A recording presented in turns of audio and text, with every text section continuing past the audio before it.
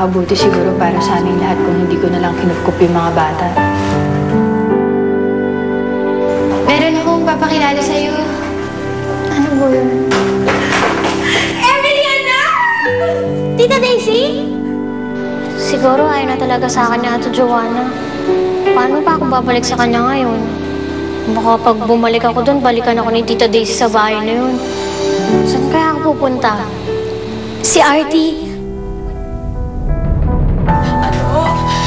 Sandali lang. Huwag mo naman gawin sa akin to. Mamahawa ka sa akin na to. Lilian, hindi ko na kayang pakisamahan yung mga lintik na anak mo. Inay, biyaan niyo na po siya. Sandali nga, tumahigil ka nga. Kasalanan mo lahat to eh. Kung di mo pinakialaman siya ato mo, hindi naman niya ako iiwanan. Ako pa may kasalanan? Eh, harap-harapan na nga kayo niloloko nitong walang kwentang lalaki. Tama na, sinabi ko, tumigil ka na, di ba? Tama naman si Kuya Artie, Nay. Isa ka pa palamunin ka, tumahimik ka nga! Dinadagdagan mo pa eh! Ako nagtatrabaho rito eh, Nay! Yan lalaki niyong palamunin! Ayop ka! Ay, sadali na! Hindi ko na matatagalan yung wala mong motong anak. Mamili ka. Ako? O yung lintik mo na anak? Ano?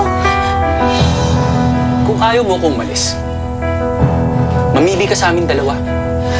Ako yung aalis, o yan yung papalayasin mo.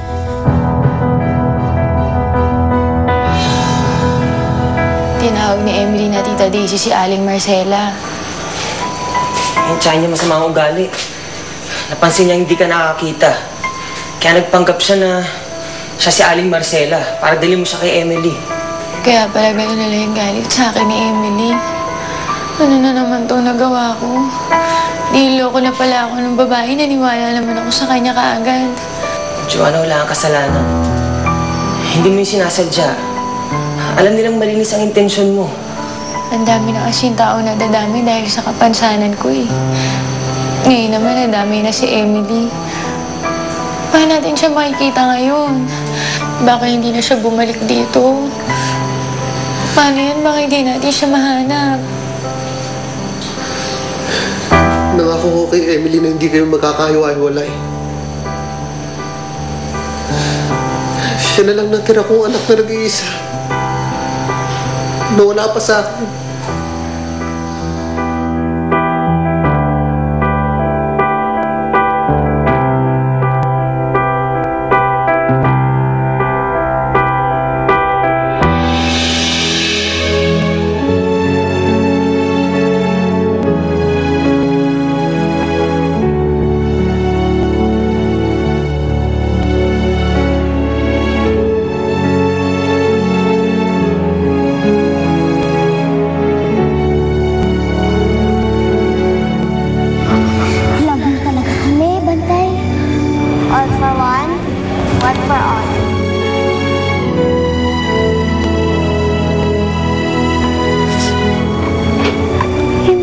Makikita si Bantay.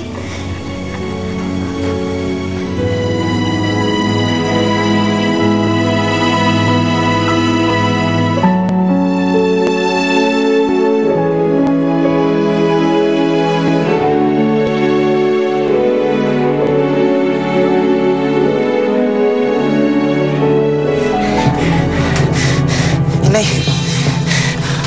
ako ang piliin ninyo. Kami ni Lenlen. Kami ang anak ninyo! Hindi nila may bibigay lahat ng pangangailangan mo, Lilian. Ako piliin mo. Inay?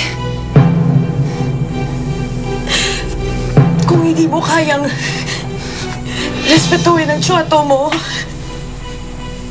umalis ka na. Umalis ka na lang.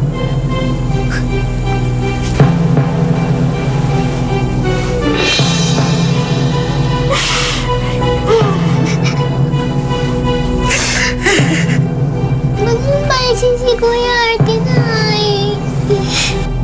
Ginagawa mo ba dito? Narinig mo ako, diba? Umalis ka na! Umalis ka na! Wala kang kwentang ina. Artie! Artie! Kuya! Artie! Kuya! Nandito ka lang, ha? Kailangan ko nang umalis, Lenlen. Tama